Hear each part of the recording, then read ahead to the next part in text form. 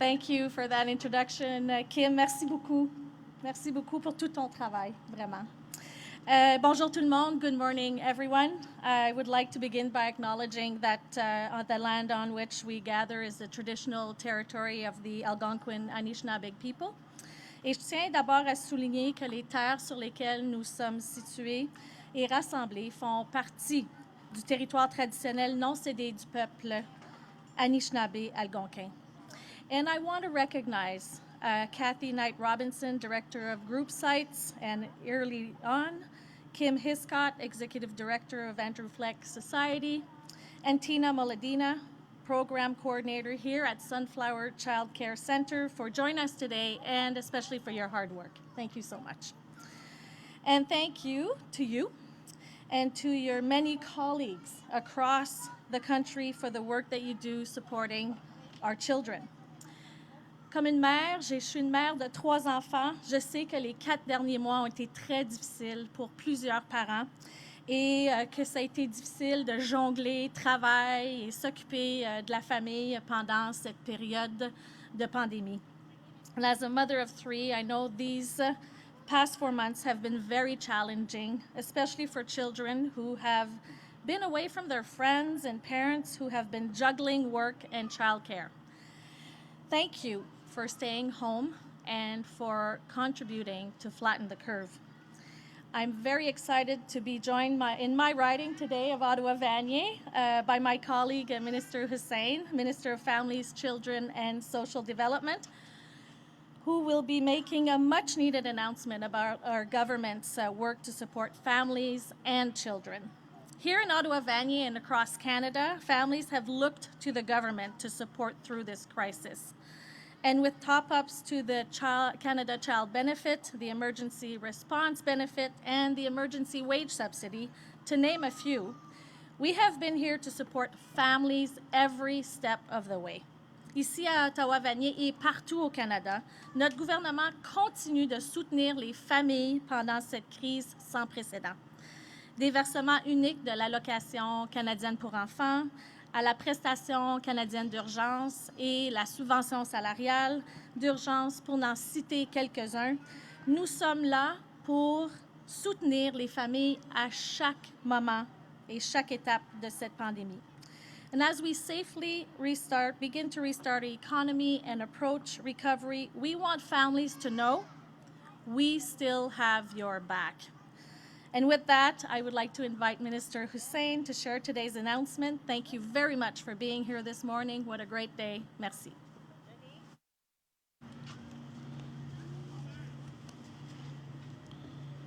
Merci beaucoup, Mona, for that kind introduction and for having us here in Ottawa-Vanier. It's really good to see all of you. Bonjour à tous. I hope everyone is well and that you're safely enjoying this beautiful weather. I'd like to thank the Sunflower Childcare Center for hosting us here in Ottawa today. It's been an unusual summer for everyone, and as Canadians, we're still grappling with the impacts of the COVID-19 pandemic.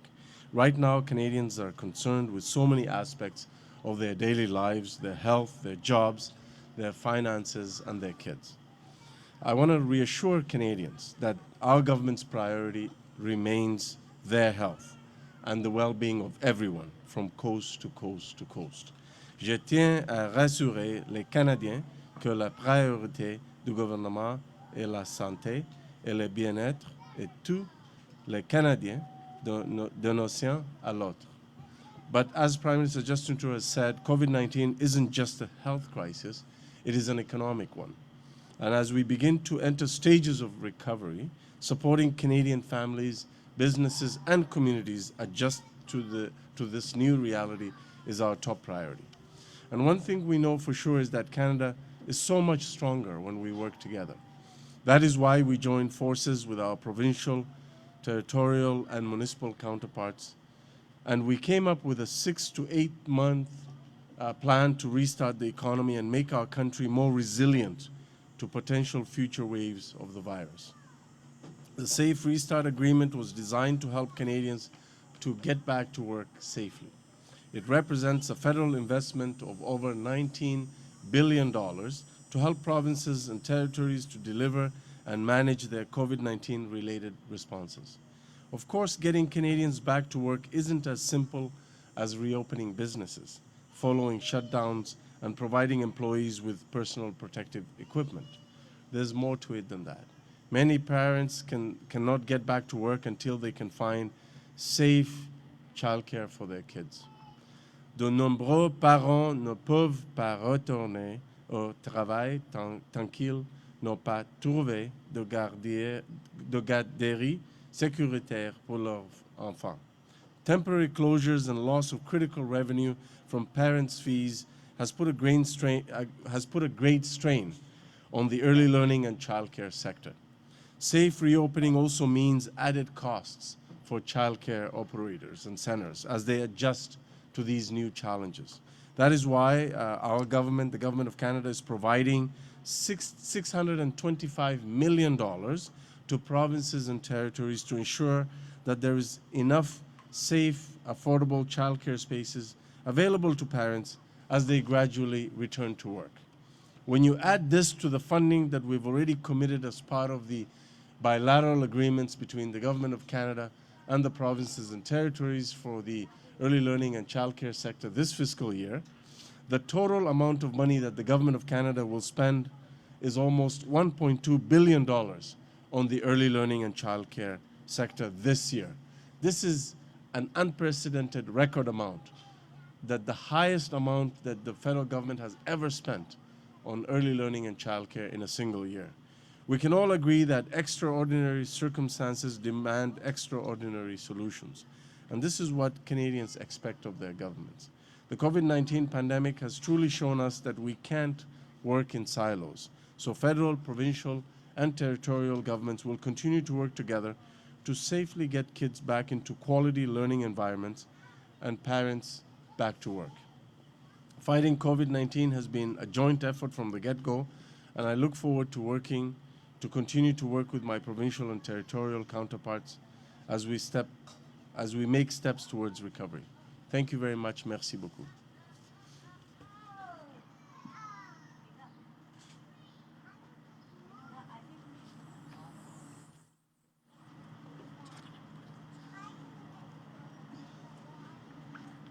Thank you very much, Minister. That is very welcome news. And on behalf of children, parents, and grandparents in the early years sector across Canada, and I mentioned grandparents in particular because I think they've had a significant part in supporting parents during this time of closure, we thank you for this commitment. And while the pandemic has been challenging times, we do have the opportunity to learn from this experience and confirm what is important. Supporting families and committing to children must be our priority, and this investment is a very good first step towards a sustainable commitment that will have a long-lasting impact beyond the recovery period. So now it's an opportunity for the media to ask the Minister questions.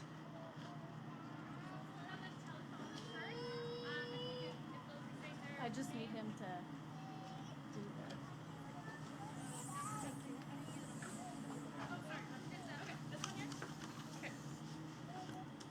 Hi there, we'll start on the phone lines. If you can say your name, affiliation, one question, one follow-up, please. Thank you. Please press star 1 at this time if you have a question. Veuillez s'il vous plaît appuyer sur étoile 1 maintenant pour poser une question. And we do have a question from John Paul Tasker from CBC News. Please go ahead. Good morning, Minister. A question about the WE issue. Were you aware of the personal ties both the Prime Minister and the Finance Minister had to the WE charity when Cabinet approved the Summer Student Grants Program?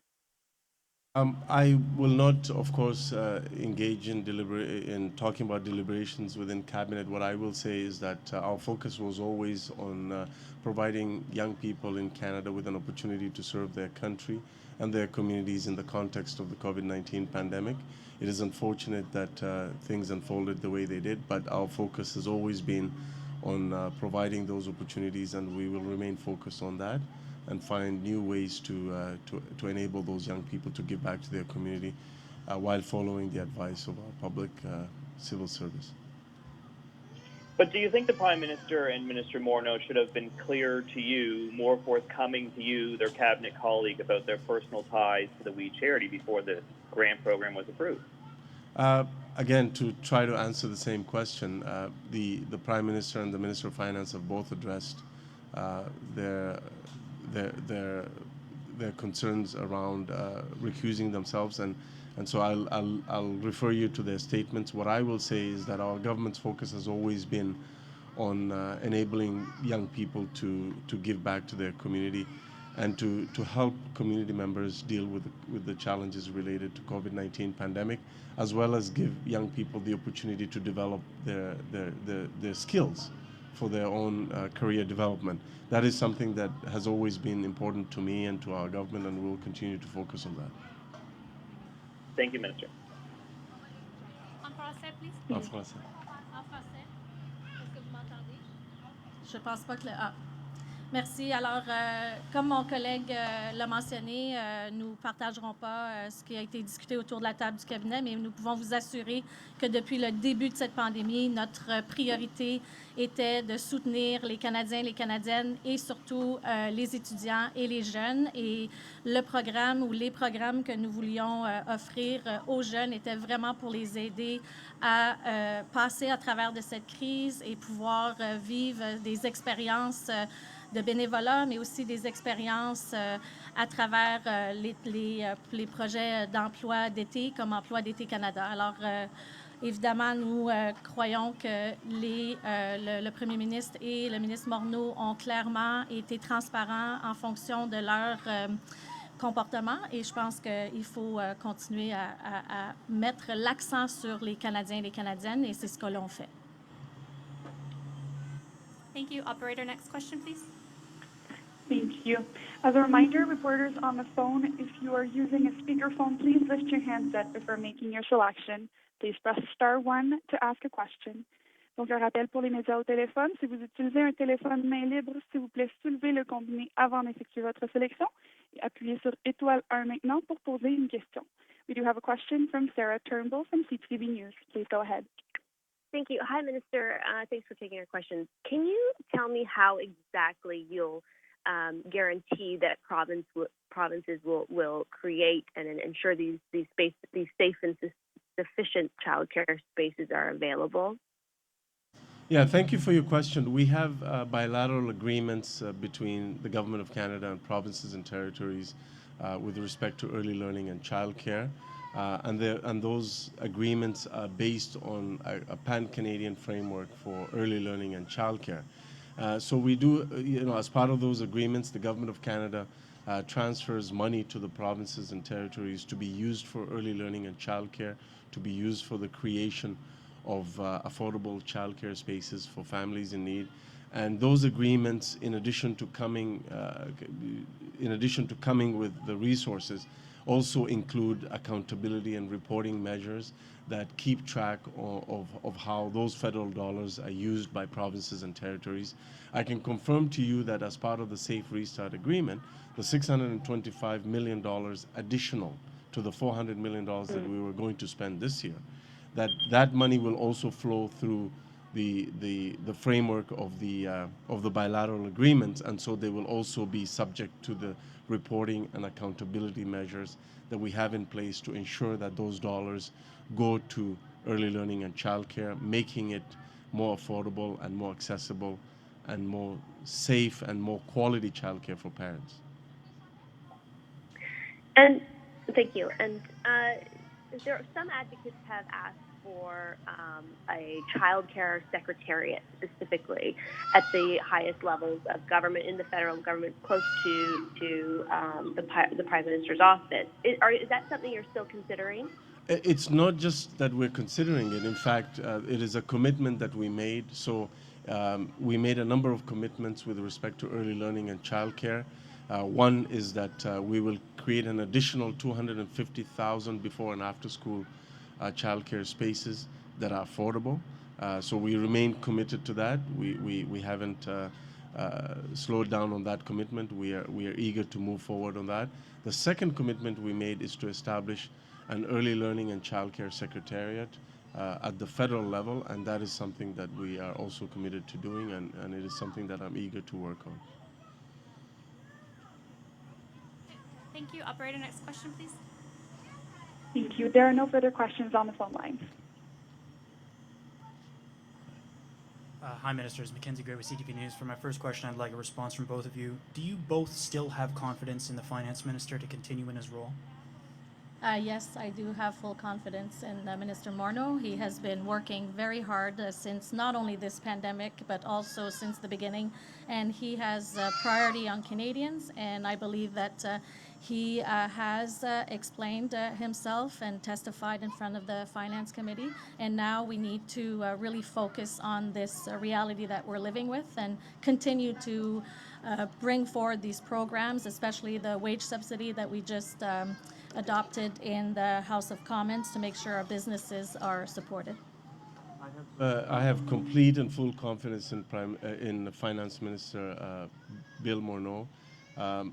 I ran for office to fight for community programs and services that were under attack previously, and I'm very, very proud to serve with a finance minister that believes in investing in people, investing in communities, as opposed to cutting services. And every budget that Finance Minister Morneau has introduced has ensured that we invest in Canadians, we invest in their success, in their growth, we lift more people out of poverty. We were able to lift hundreds of thousands of children out of poverty with the Canada Child Benefit, which we've recently increased. Those are the kinds of things that keep me working and continuing to have faith in Finance Minister Morneau, and that is what I choose to focus on. En français. Alors, merci pour la question. J'ai pleine confiance dans notre ministre, le ministre Morneau, le ministre des Finances.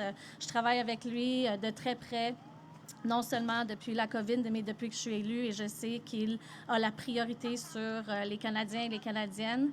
Depuis la pandémie, nous avons mis beaucoup d'efforts et rapidement mis de l'avant des programmes de soutien pour les entreprises, les familles, les personnes en situation de vulnérabilité. Et c'est sur cette priorité que je vais continuer à avoir confiance en le ministre Morneau. My follow-up question is for you, Ms. Fortier. You're the Minister of Middle Class Prosperity. I think that most Canadians would see the actions that Mr. Morneau has done and seen that it is decidedly not something the middle class. A lot of Canadians don't make $41,000 a year. Most Canadians don't get invited on complimentary trips. And most Canadians can't cut a $41,000 check at the drop of a hat to pay someone back for the trip. How can you continue to support Minister Morneau when a core message of the government is supporting the middle class and your mandate is specifically that, yet his actions contradict the government's message? Again, I believe Minister Morneau has been working very hard for Canadians, especially middle-class Canadians, since the beginning of his mandate. And I continue to believe that he has put all efforts to make sure that we have the programs necessary, such as during the pandemic, such as the wage subsidy, but also supports for most vulnerable people. And we have been working very hard to make sure that we bring these supports rapidly, and we will continue to do that. Minister Morneau has apologized, has been transparent since this situation, and I will continue to have full confidence in him. Good morning, Heather Schofield from the Toronto Star. Minister Hussen, the lack of childcare, the lack of safe childcare has been described by many parents and childcare experts as the barrier to a full recovery, and yet it received the smallest portion of funding from the $19 billion. It's $625 million compared to recommendations for at least $2 billion in urgent right away opening money. They need extra space, extra staff, extra PPE. How do you see that as being enough to deal with that major barrier? Thank you for the question. It's really important because it highlights the need to support the early learning and childcare sector. It's a sector that is extremely important to our recovery, to enabling parents, especially women, to go back into the workforce and to enable more kids to have accessible, safe, and affordable childcare. I think to answer your question, the $625 million by itself is significant, but it has to be put into the context of what we were already doing this fiscal year with respect to early learning and childcare. So for the Government of Canada, just this fiscal year, we are transferring almost $1.2 billion in funding to provinces and territories for early learning and childcare. That is $400 million in the bilateral agreements, a little bit more over that. If you then include the $625 million, that is a significant amount of money. And it is the highest amount of money that the Government of Canada has ever transferred to provinces and territories for early learning and childcare. So when you put it in that context, when you add 625 to the $400 million, it is quite significant.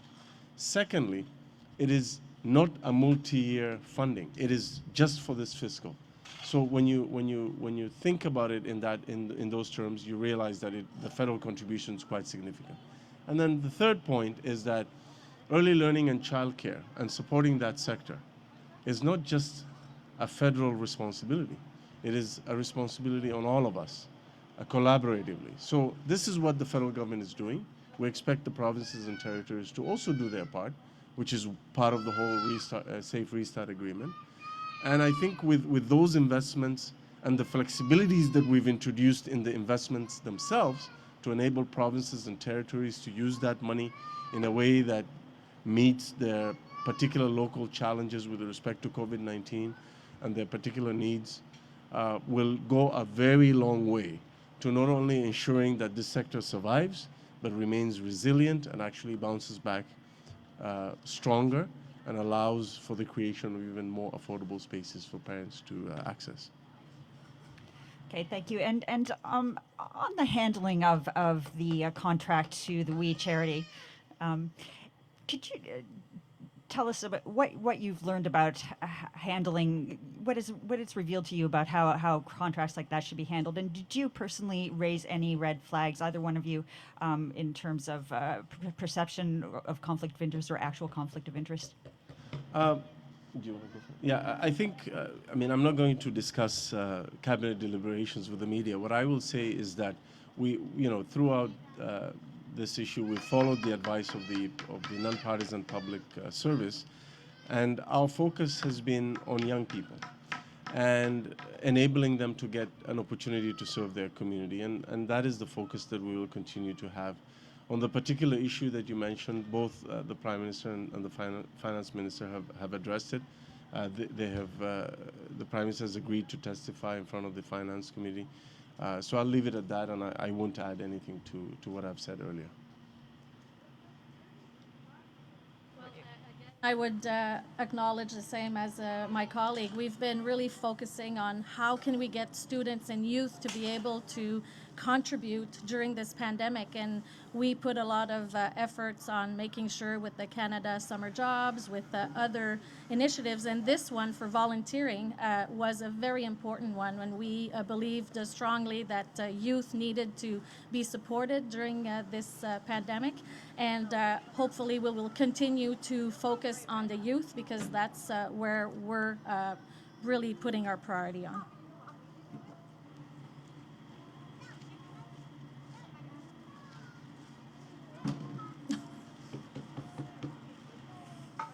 Bonjour.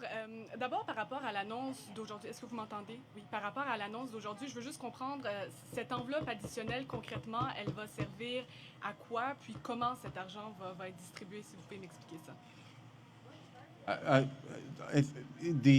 So I can confirm to you today that the amount is $625 million plus the $400 million for this fiscal year. So the federal contribution is just almost $1.2 billion for this year. When will the funds begin to flow? The bilateral agreement money, the agreements that we've signed with provinces and territories, that has begun to flow based on which provinces have signed the agreements. I just announced the conclusion of the agreement with the province of Alberta just yesterday, so that money will begin to flow for them. For the $625 million, the negotiations are ongoing in terms of working out the details of the parameters around the $625 million. So as soon as those details emerge, we will be happy to share them with you. Voulez-vous que je réponde en français? Alors, ce qui est important aujourd'hui, ce qu'on annonce, c'est qu'il y a 625 millions de dollars qu'on a ajouté avec, avec les ententes avec les provinces et territoires, plus le 400 millions qui étaient déjà attitrés. Et c'est surtout pour identifier des places de garde à travers les provinces. On continue à finaliser les négociations avec les provinces pour le 625 millions.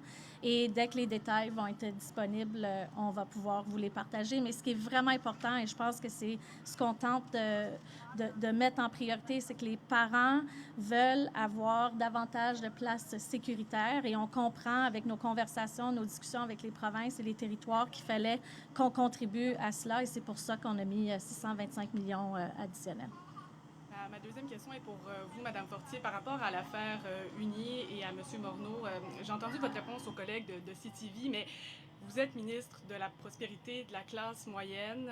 Qu'est-ce que vous répondez aux Canadiens qui ont l'impression que de pouvoir rembourser 40 000 $ comme ça du jour au lendemain, c'est d'être fondamentalement déconnecté des réalités de la classe moyenne? Qu'est-ce que vous répondez à ça? Puis, est-ce que vous comprenez ce sentiment-là? Merci pour la question et je veux commencer par dire que le ministre Morneau a évidemment partagé son témoignage lors du comité de finances. Ça a été clair et transparent avec la population canadienne qu'il s'investit pour les jeunes et il a démontré son intérêt avec le groupe Uni à vouloir démontrer que les jeunes, c'est sa priorité et il a partagé et été très transparent. Je pense que depuis le début de cette pandémie, surtout, et avec tous les programmes que nous avons mis de l'avant, nous avons mis l'accent non seulement sur la classe moyenne, mais tous les Canadiens et les Canadiennes, parce que tous les Canadiens et Canadiennes avaient besoin de soutien pendant cette crise. On s'est assuré qu'aucun Canadien puisse dire qu'il ne puisse pas mettre de la nourriture sur la table ou pouvoir payer leurs factures. Et c'est là où on a mis notre priorité. On a voulu mettre de l'avant des programmes comme la subvention salariale pour soutenir les entreprises, s'assurer qu'ils puissent garder leurs employés.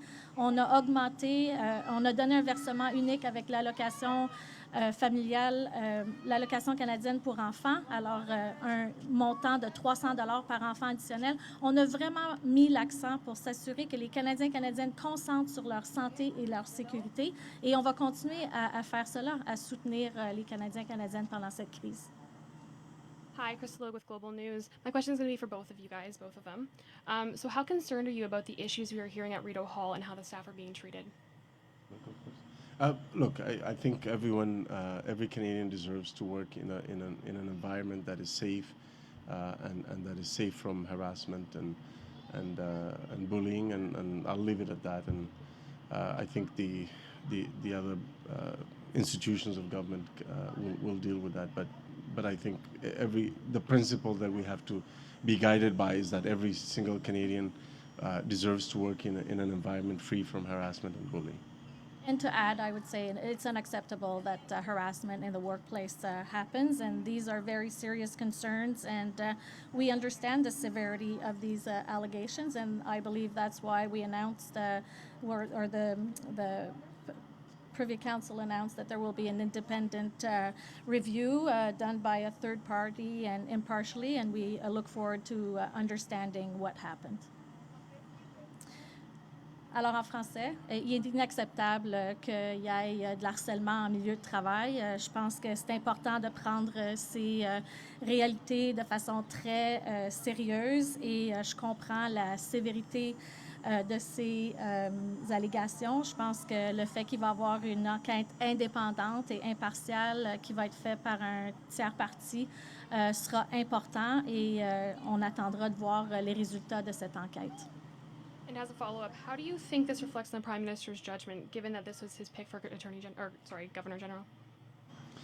I will answer your question by saying that each and every Canadian deserves a safe workplace free of harassment and bullying, and I think that's what we will be guided by in terms of our approach to this issue. I have nothing to add.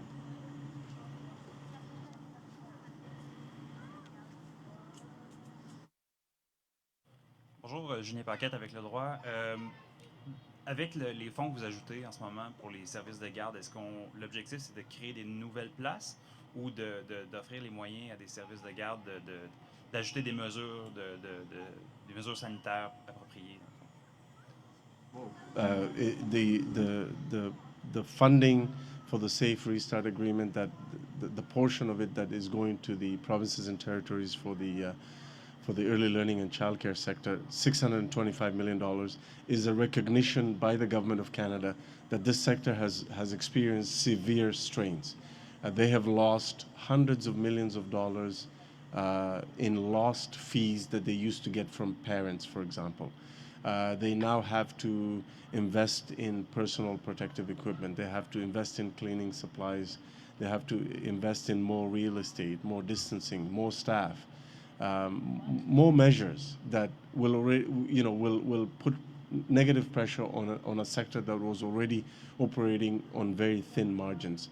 So this significant amount of funding is to enable them, in addition to the bilateral agreement money, is to enable them to survive the negative impacts of COVID-19 pandemic, but to also emerge more stronger and resilient. So it's not just to create more affordable spaces, even though I think that will be one of the results, but it is all the other things that they need to do to restart safely and to welcome back children in a safe environment that is in accordance with all the public health advice that we've been getting and that the sector has been getting from the Canadian public health officials.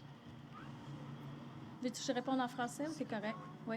Alors, ce qui est important avec cette entente, c'est que ça répond aux deux réalités que vous avez partagées. La première, c'est oui, ça va donner plus de place, mais surtout, ça va donner l'occasion de pouvoir aider le secteur qui est vraiment dans une difficulté, on le sait.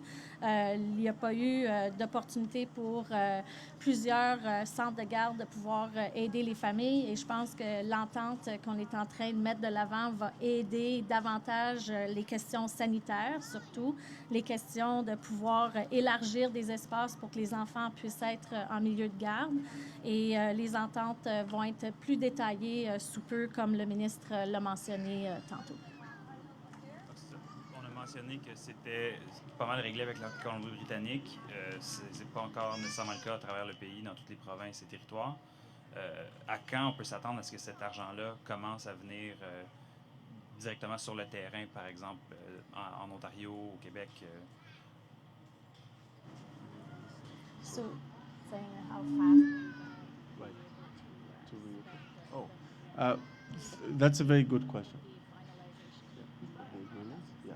So there's two funding tracks. On the bilateral agreements on early learning and childcare, those negotiations have been ongoing, and many of the provinces have signed.